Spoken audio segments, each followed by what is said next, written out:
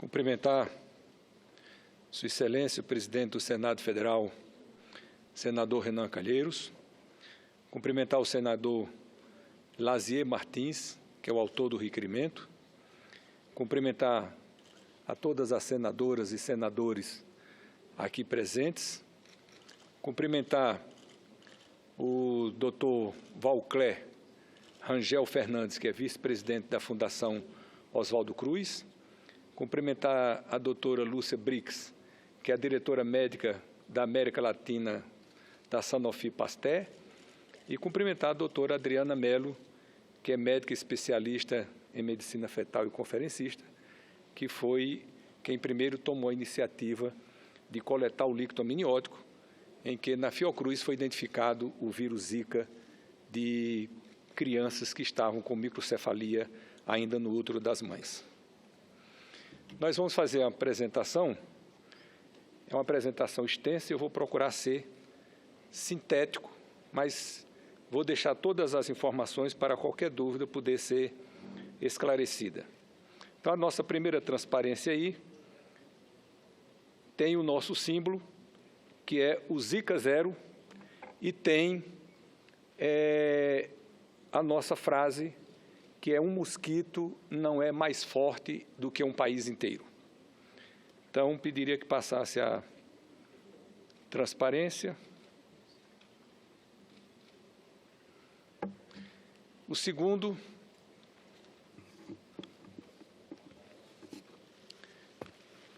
eu vou ler daqui porque está um pouco distante. A dengue no Brasil e no mundo. 103 países do mundo convivem com a dengue, 50 mortes por ano no mundo inteiro, 2,5 a 3 bilhões de pessoas vivem em países que têm a dengue endêmica. No Brasil, a transmissão vem de forma continuada desde 86. Aqui circulam os 4 sorotipos, a dengue 1, a dengue 2, a dengue 3, a dengue 4. E o ano passado foi o ano que nós tivemos o maior número de casos de dengue em toda a nossa história, com aproximadamente 1.600.000 casos. A dengue existe, próxima transparência, existe nessa faixa do mundo que está ali os países em cores diferentes do azul, são países tropicais e subtropicais. A próxima transparência,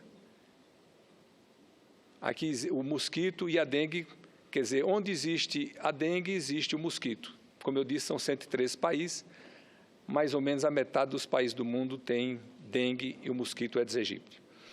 Próxima transparência, a Zika no Brasil e no mundo. Hoje são 42 países no mundo que têm transmissão autóctone de Zika, destes 29 países estão nas Américas. A transmissão do vírus tem sido documentada desde 2007 na Micronésia, além do Brasil, Porto Rico, Martinica, El Salvador, Venezuela, Polinésia Francesa, Colômbia e Suriname, relataram aumento da incidência dos casos de Guillain-Barré, que é uma síndrome neurológica associada ao vírus Zika. Em 2013, a Polinésia Francesa registrou uma epidemia de Zika e agora, com estudos retrospectivos que eles não identificaram na época, estão identificando casos de microcefalia. Depois do Brasil, a Colômbia foi o país mais afetado, com mais de 25.000 casos suspeitos notificados, destes 1.331 já confirmados como Zika. A Zika foi identificada pela primeira vez em Uganda, em um macaco rhesus. Depois ela se espalhou para alguns países africanos, a Nigéria no meio. Depois ela foi para a Ásia, Paquistão e outros países do Sudeste Asiático.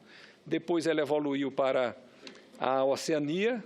De lá, em 2014, ela chegou à Ilha de Páscoa, que tecnicamente pertence às Américas, embora esteja a 3.500 quilômetros do Chile.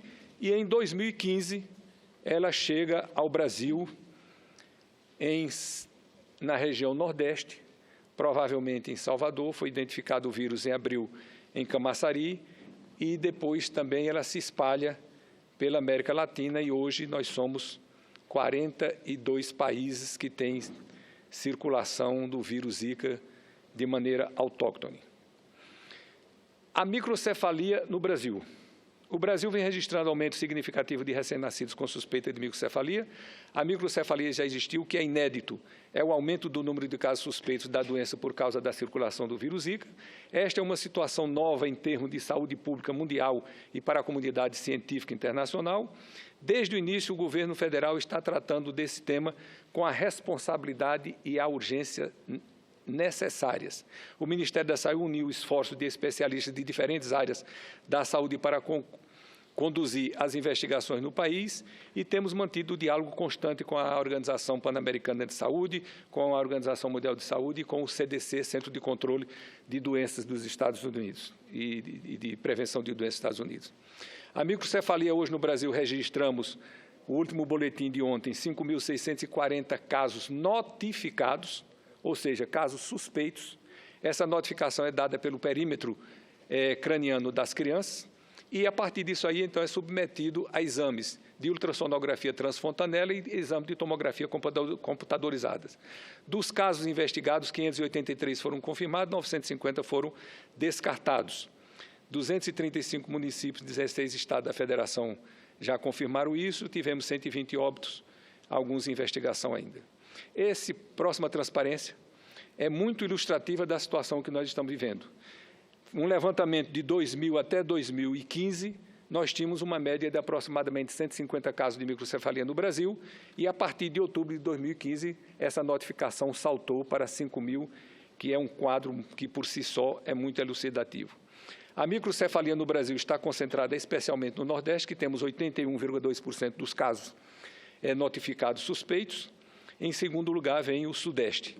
A circulação do vírus no Brasil hoje é essa daqui, 22 estados já identificaram, e temos 5 estados que ainda não notificaram a circulação do vírus. Correlação positiva entre o vírus Zika e a microcefalia. Aqui eu quero me deter mais um pouco, porque ainda há alguém que suspeite dessa correlação. E nós, do Ministério da Saúde, desde o dia 29 de novembro do ano passado, que afirmamos peremptoriamente de que a causa da epidemia de microcefalia que o Brasil está vivendo é exatamente em função da causa da epidemia de vírus Zika circulando no Brasil. Correlação epidemiológica. Não havia epidemia de microcefalia no Brasil antes da circulação do vírus Zika. E essa epidemia ocorreu exatamente 6 meses, 7 meses, 8 meses após a circulação do vírus Zika. O aumento de casos de microcefalia nos mesmos locais onde, meses antes, houve uma epidemia de Zika. Então, e a proporcionalidade entre o número de casos de microcefalia e o número de casos de Zika ocorrido na região. Então, onde nós temos o maior número de casos de microcefalia ocorrendo hoje no Brasil? Exatamente onde nós tivemos o maior número de casos de Zika ocorrido. Onde nós temos menos casos é onde circulou menos o Zika. E onde nós não temos casos de microcefalia é onde o vírus não circulou. Então, está estabelecida uma correlação epidemiológica. E mães de criança com microcefalia relatam que, durante os primeiros meses da gestação, em sua grande maioria, foram acometidas de uma doença que naquela época não se dava o diagnóstico, mas compatível com a Zika. E o mais importante é que os resultados de ultrassonografia e tomografia computadorizada dos BCBs com microcefalia revelaram que as alterações do sistema nervoso central são compatíveis com as alterações do sistema nervoso central provocadas por infecção. Então, os médicos não têm receio em afirmar que aquele padrão tomográfico, padrão ultrassonográfico do cérebro das crianças com microcefalia é um padrão infeccioso. E as causas de infecção, todo estudante de infectologia, é a primeira coisa que apresenta, é a sigla histórica, que o presidente, inclusive, falou hoje. S de sífilis, T de toxoplasmose, O de outras viroses, como dengue e HIV, R de rubéola, C de citomegalovírus e E de herpes. Essas enfermidades sempre existiram aqui, existiram no mundo, e nós não tínhamos epidemia de microcefalia. Então, epidemiologicamente, eu acho que está feita a correlação entre a epidemia de microcefalia e de Zika. Mas precisamos fazer a correlação biológica, de constatar os casos. Então, a doutora Adriana, ainda em novembro, coletou o líquido amniótico de mães que tinham um bebê ainda, o feto, com microcefalia, e a Fiocruz, o nosso órgão, identificou a presença do vírus Zika. Depois, uma criança que nasceu no Ceará com microcefalia e morreu logo em seguida, o médico teve o cuidado de retirar tecido de vários órgãos dessa criança, tirar o sangue, mandou para o nosso Instituto Evandro Chagas, no Pará, e lá foi identificado o vírus Zika. Depois, uma senhora aqui do Rio Grande do Norte. Depois, uma senhora do Rio Grande do Norte. É só para nos permitir um planejamento. Tudo bem. Com 2 óbitos, foi mandado para o Paraná, para a nossa Fiocruz, e lá foi identificada a presença do vírus Zika. Depois, uma senhora da Eslovênia, que veio para o Brasil gestante, ou ficou gestante aqui, teve o vírus Zika, foi contaminada, foi para a Eslovênia no 8º mês de gravidez, diagnóstico de microcefalia, fez o abortamento, que lá é legal, e foi identificado o vírus Zika, inclusive tomograficamente, inclusive no microscópio eletrônico. O IgM de 12 crianças com microcefalia no Pernambuco, identificado no líquido dessas crianças, e a Universidade Federal do Rio de Janeiro, 6 casos da Paraíba também encontrou o vírus Zika, e agora hoje saiu na televisão, na imprensa, o primeiro caso da Colômbia confirmado de microcefalia causado pelo vírus Zika. Transparência que o Ministério da Saúde tem tratado do tema. Esse é um assunto importante, porque aqui e acolá se houve alguma crítica. A primeira vez que o Ministério notificou ao Regulamento Sanitário Internacional foi no dia 12 de março, que havia uma síndrome exantemática aqui que não se sabia bem o que era. Em maio, nós confirmamos a circulação do vírus Zika no Brasil. Em maio, já identificamos a síndrome de Guillain-Barré, correlacionada ao vírus Zika. Em outubro, aos casos de microcefalia, nós comunicamos a OPAS. Em outubro ainda, compartilhamos os dados com a Organização Mundial de Saúde.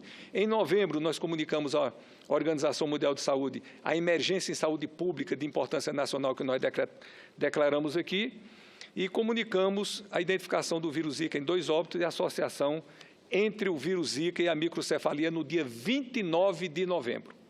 Quer dizer, essa dúvida que ainda existe em alguns cientistas, alguns pesquisadores nacionais e internacionais, não existe para o Ministério da Saúde desde o dia 29 de novembro. E de lá para cá, todos os dados só vêm confirmando aquilo que nós já havíamos declarado naquela época. Transparência com o Ministério da Saúde tem abordado o tema. Aqui estão todos a correlação cronológica, desde abril de 2016, passando pela comunicação que nós fizemos, que nós mostramos aí, e, por último, a Organização Mundial de Saúde, agora no dia 1º de fevereiro, declarou emergência em saúde pública de importância internacional, o que nós já havíamos feito desde novembro do ano passado. Semanalmente, nós publicamos um boletim, e esse boletim é de conhecimento de toda a população brasileira, atualizando os números. Comunicamos à Organização Pan-Americana de Saúde, a Organização Mundial de Saúde e o Centro de Controle e Prevenção de Doenças dos Estados Unidos, e todos os países que têm acesso a essas informações. Ações de combate ao Aedes aegypti. Então, nós montamos aqui em Brasília uma Sala Nacional de Coordenação e Controle. Todos os governadores dos estados montaram essa sala nos seus estados também, para coordenar as ações que estão sendo feitas nos municípios, e elegemos 353 municípios como prioritários no Brasil, que são as capitais, as regiões metropolitanas e aqueles municípios que têm uma incidência acima de 100 casos por 100 mil habitantes.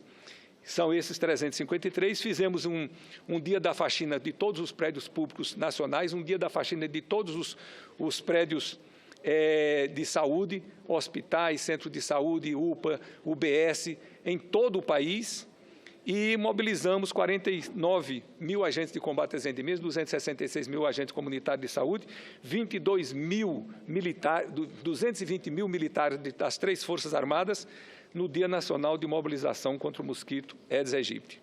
O Ministério da Saúde realizou um seminário internacional para o desenvolvimento e aprovação de novas tecnologias para o combate ao mosquito, como tecnologia do mosquito transgênico, o mosquito irradiado, o mosquito contaminado com a bactéria Wolbachia, houve trampas impregnadas com larvicidas, drones, vantes, aplicativos para smartphones, telas impregnadas com inseticidas, vestimentas impregnadas com inseticidas e repelentes pulverizados em residências. Tudo são novas tecnologias que estão sendo testadas pelo Ministério da Saúde para saber se a gente pode utilizá-las por serem seguras, por serem efetivas e por ter um custo-benefício que justifique. Vou já concluir, presidente. E no dia 13 de fevereiro nós fizemos a grande mobilização nacional, com um balanço visitando 2.800.000 residências. No dia 19 de fevereiro fizemos uma grande mobilização nacional com a educação, em todas as escolas brasileiras. A distribuição de repelentes, repassamos agora 300 milhões para o Ministério do Desenvolvimento Social para adquirir esses repelentes para distribuir para as gestantes do Bolsa Família. A presidenta Dilma baixou a medida provisória para permitir que os nossos agentes pudessem entrar em residências que estão abandonadas e que não têm acesso, e baixou um decreto concentrando todas as ações do governo federal para fazer uma vistoria sistemática em todos os prédios públicos. Com relação à assistência à saúde, nós distribuímos protocolos orientando todos os médicos como fazer o diagnóstico, a prevenção e como fazer o acompanhamento dessas crianças, e inclusive com estimulação precoce. Nós temos 1.543 centros de reabilitação pelo país, 4.106 núcleos de apoio à saúde da família, com fisioterapeutas, com terapeutas ocupacionais e fonoaudiólogos. Estamos capacitando e credenciando novos centros. A notificação dos casos de Zika, pela portaria, nós tornamos obrigatório, que não era no Brasil, os casos de microcefalia e os casos de Zika no país. E o desenvolvimento do diagnóstico, nós temos parcerias capacitamos 22 laboratórios centrais do Brasil e estão hoje habilitados 28 laboratórios para poderem fazer o diagnóstico da Zika, e desenvolvemos parcerias com a Fiocruz, com o Butantan, com o NIAID, para poder desenvolver testes diagnósticos mais precisos e mais rápidos. E o desenvolvimento de tratamento para a Zika, nós estamos com a Fiocruz e o Butantan, desenvolvendo soros e anticorpos monoclonais. Para isso, estamos financiando o Butantan com 8.500.000. Desenvolvimento de vacinas com o Butantan, a vacina da dengue, que é uma parceria do Butantan com o NIAID americano, já está na fase 3, e a presidenta Dilma esteve conosco no Hospital das Clínicas em São Paulo, junto com o governador Geraldo Alckmin, para começar as primeiras aplicações da fase 3 dessa vacina, que, na expectativa dos nossos cientistas, será uma vacina revolucionária que poderá imunizar não só a população brasileira, como a população do mundo inteiro. E, aliás, nisso o Brasil revela o seu protagonismo. Para isso, o Ministério da Saúde fez um contrato com o Butantan dando 100 milhões de reais, a FINEP vai entrar com outros 100 milhões de reais e o BNDES com mais 100 milhões de reais, fazendo um total de 300 milhões de reais. A parceria com o NIAID continua em desenvolvimento para a vacina da Zika e o Butantan, que há uma expectativa de poder utilizar a mesma plataforma da vacina da dengue para a vacina da Zika. A produção da vacina da Zika, no Instituto Evandro Chagas do Pará, nós já fizemos um plano de trabalho, um contrato com a Universidade do Texas. Vamos investir aproximadamente 10 milhões para desenvolver. E os testes serão feitos paralelamente nos Estados Unidos e no Brasil. Em Galveston serão feitos os testes em camundongos, e aqui no Brasil, em Belém, serão feitos os testes em macaco. Essa testagem simultânea acelera o desenvolvimento da vacina, e há uma expectativa de todos os cientistas de que nós possamos ter o desenvolvimento dessa vacina num prazo inferior a 1 ano, e com os testes clínicos em 2 anos, então 3 anos, nós poderemos ter a vacina da Zika, e em 2 anos a vacina contra a dengue. Fizemos uma reunião com a comunidade europeia, eles disponibilizaram 10 milhões para ajudarem nas pesquisas e desenvolvimento de novas vacinas, e os recursos que o Ministério tem disponibilizado para a vigilância, que vinham a média, no último ano foram 1 bilhão e 290 milhões, e aumentamos agora para 1 bilhão 870 milhões, mais 500 milhões é o nosso orçamento deste ano. Os larvicidas que nós compramos no ano passado, 454 mil litros, esse ano nós estamos comprando 800 mil litros. Um alduticida aqui, aliás, alduticida, o Malathion, 554 e agora 800. O bendiocarb, 11 mil quilos, agora estamos comprando 20, e o larvicida, que compramos 100 mil toneladas e agora estamos comprando 270. As parcerias internacionais, nós firmamos com o CDC americano, com o NIH, com o FDA, e estamos com a Universidade do Texas e com o Instituto Pasteur, e estamos, então, nessa luta para, em primeiro lugar, novas tecnologias para combater o mosquito, testes mais seguros, tratamentos para a doença através de soros e anticorpos e, finalmente, o mais importante de todo, o desenvolvimento da vacina. Por isso, o nosso símbolo aí é a nossa frase, o mosquito não é mais forte do que um país inteiro, para chamar a atenção da sociedade de que essa não é uma tarefa que cabe exclusivamente ao poder público federal, estadual e municipal. Todos nós precisamos estar unidos e a participação da sociedade é imprescindível, porque mais de 2/3 dos criadores de mosquitos estão dentro das residências e todos os exemplos que nós temos espalhados pelo Brasil, de norte a sul, todos os municípios que conseguiram controlar o mosquito Aedes aegypti, houve a conjugação de esforços, a comunhão de esforços da sociedade com o poder público. Muito obrigado a todos.